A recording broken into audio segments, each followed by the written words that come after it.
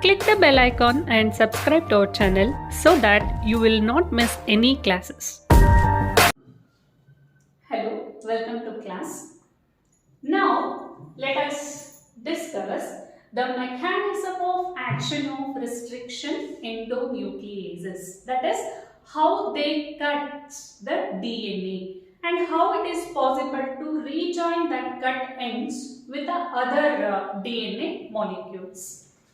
Here, the restriction endonucleases, first they binds to DNA, binds and go on inspecting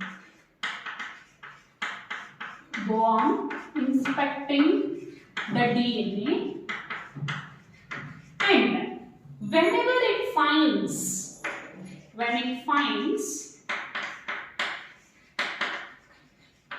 specific sequence and these specific sequences are called recognition sequence.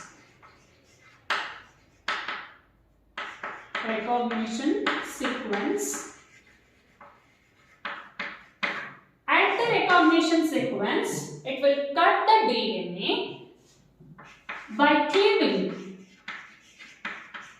cleaving sugar phosphate backbone. We have studied from molecular biology, the backbone of DNA is made up of sugar phosphate alternative. So here it will cut the DNA. The bond between sugar and phosphate will be cut so that the DNA will be made into the fragments. So here the mechanism of action, here the restriction endonucleases will not cut the DNA here and there. So they will bind to the DNA and goes on inspecting the DNA. When it finds a specific sequences called the recognition sequences, there it will cut the DNA by breaking a bonds present between sugar and the phosphate, so that the fragments will be made. So now let us discuss more about this recognition sequence. So I told what is in DNA, in entire DNA there will be presence of the nucleotide bases, right? So how it will differentiate between the normal nucleotide bases and the recognition sequence. So here the recognition sequences are the palindromic sequence.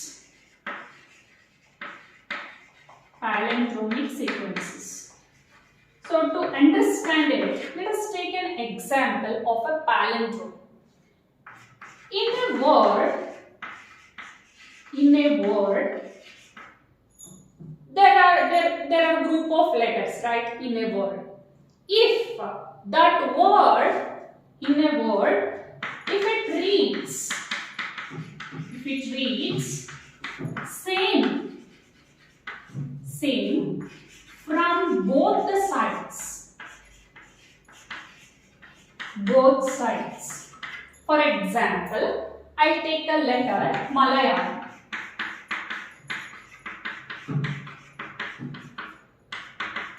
And one more example I take madam. And more example I take dad.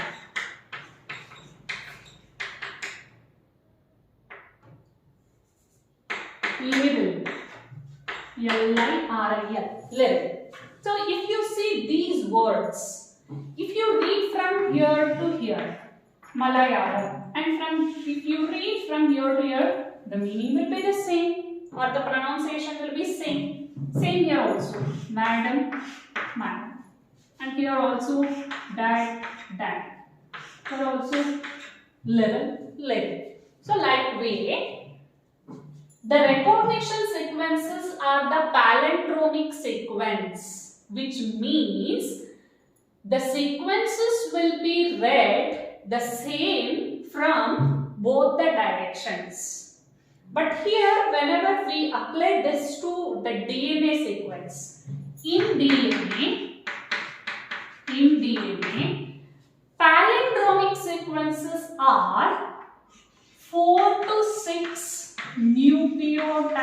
long 4 to 6 nucleotide long. That is the length of the palindrome. The length of palindrome, it will not exceed 6 and it will not be less than 4. So that is the meaning. In DNA, whenever we are discussing about the palindromic sequence, it is a sequence of 4 to 6 nucleotides which read the same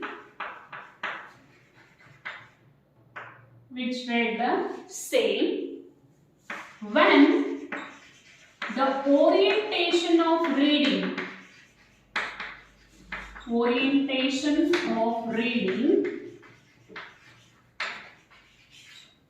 is kept the same, which means in DNA there are two strands, right? So this is one strand, this is another strand which are reading from 5 prime to 3 prime direction, and the opposite will be reading 3 prime to 5 prime. So here the case will be different. So here I will take an example of a palindromic sequence. I will take example GAATTC, and the complementary sequence for this is CTTAAG is the complementary sequence. So when you read this sequence from 5 prime to 3 prime direction, from here to here it will be GAATTC. So if you read it from 3 prime to 5 prime, it is quite different.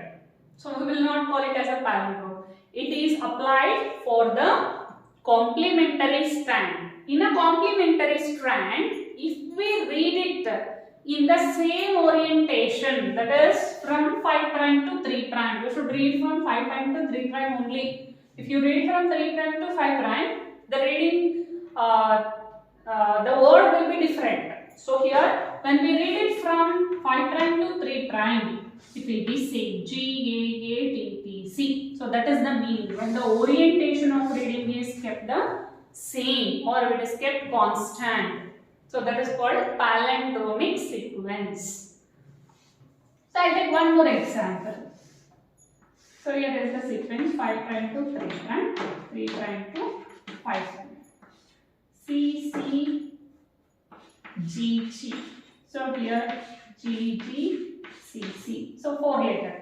Here from here to here it will be same, from here to here it will be same, which is called a palindrome. So the palindromic sequences are the 4 to 6 nucleotide long sequences present in DNA which read the same when we read it from the opposite direction, but the orientation of reading is kept the same. So such sequences are called palindromic sequences. So those sequences are recognized by the restriction endonucleases, and they will cleave the DNA or they will cut the DNA and produces the fragments of DNA. So this is about the palindromic sequence.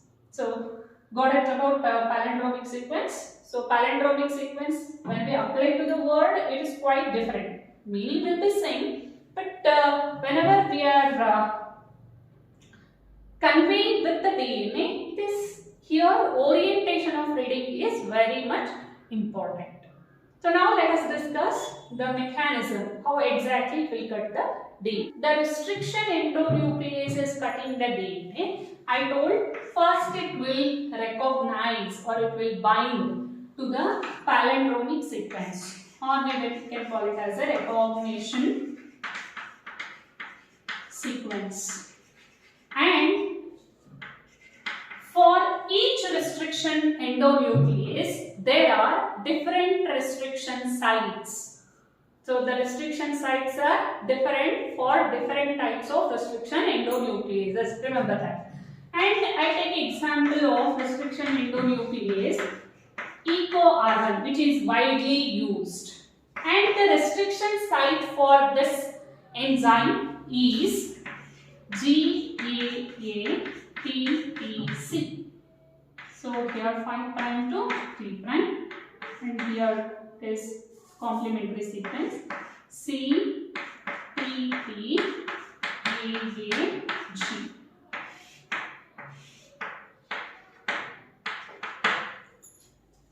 So here, this sequence will be present in DNA. So whenever eco-R1 binds, so I'll take an example here now. So this is DNA molecule, and here is the presence of our restriction site G, A, T, T, C. C, T, T, A, G.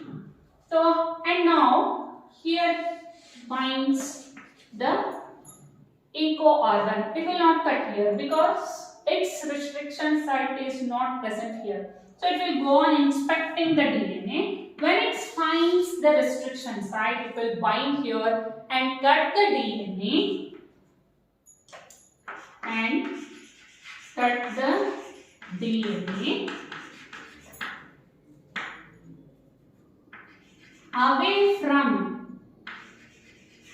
away from center, that is away from the center of restriction site. It will not exactly cut at the center, it will cut away from the center at both the strands. In one strand it will not cut, it will cut the DNA on both strands but at the same position. So I will explain here how exactly it will be done. So here is the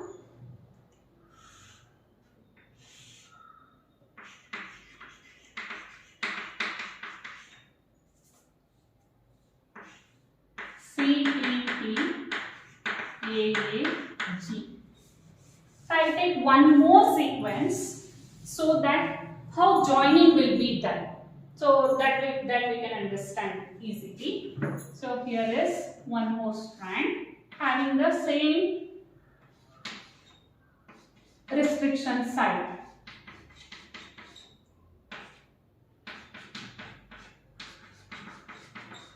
And the direction will be same. And here 5 prime to 3 prime, 3 prime to 5 prime. And both of these will be treated with the same restriction endonuclease, that is eco-R1.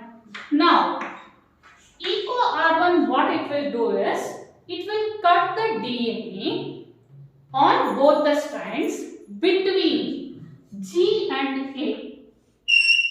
So here it will cut. Here it will make a cut, that is by cleaving a sugar phosphate backbone. So if it cuts between G and A here, at the same position, it should cut in the opposite strand also. It will not cut here, somewhere, but it will cut between G and A in the opposite strand also. So here, it will make a cut. So same is true for here also. It will cut the DNA here and it will make a cut here. Okay, and now when it cuts, so the resulting, so here is the remaining strand, and here will be the remaining, that is continuation. Okay, so this DNA should be joined with this. For joining, it should be treated with eco-R1, say for example. Now, the resultant strands will be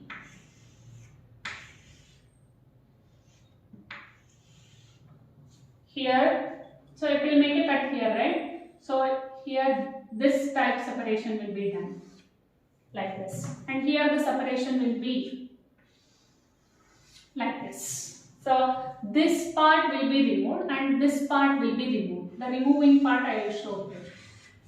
So this is the removing part, and the remaining part will be attached with the remaining DNA. So here it will be G, C, T, T, A. G is removed and here AATTC is removed. And here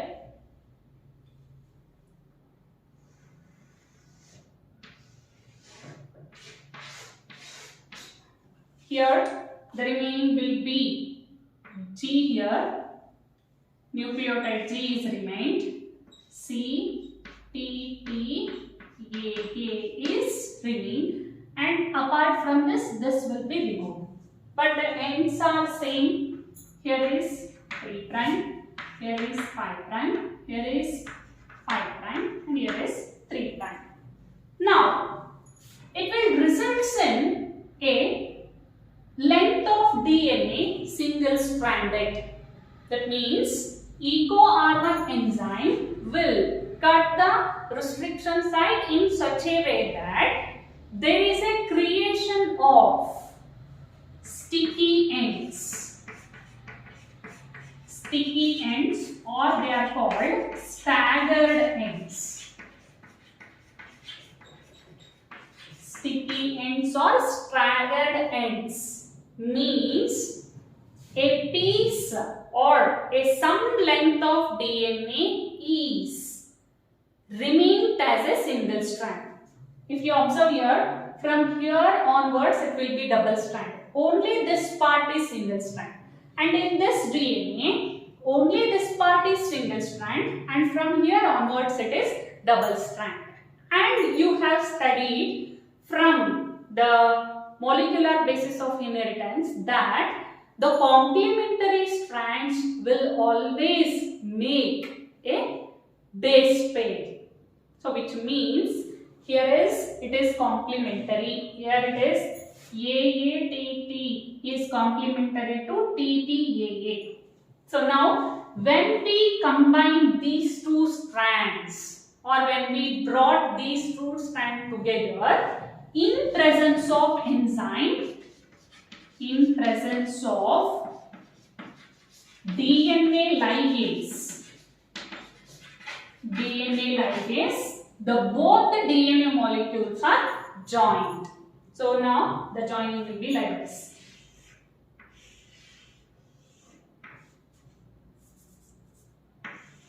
So here is the sequence. So here it is G, and here it is C, T, T, A, and here is the complementary sequence.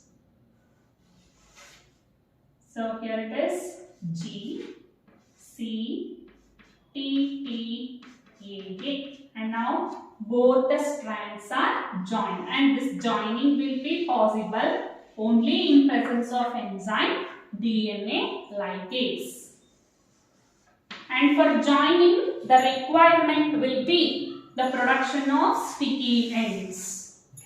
That means a small length of DNA should be kept single stranded. Whole length single strand is not required. Here a piece of DNA should be remaining as a single strand to join with the specific DNA. And remember, whenever we are combining two DNA or whenever we are joining two DNA, the two DNA molecules should be treated with the same restriction enzyme, because I told for different restriction enzymes there are different restriction sites. So same way they should be treated with the same restriction enzyme. Then only the complementary sequences are produced, which are called sticky ends.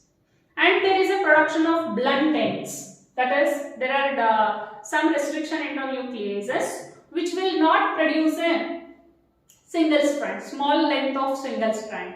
Such restriction endonucleases are not useful in recombinant DNA technology. In recombinant DNA technology, only those restriction endonucleases capable of producing sticky ends or the staggered ends are having an application. So how? So this is how the recombinant DNA molecule is produced, and this is a whole mechanism of action of restriction endonuclease. And in next class, I will give a list of restriction endonucleases which are used and which are producing the sticky ends and those which are producing a blunt ends.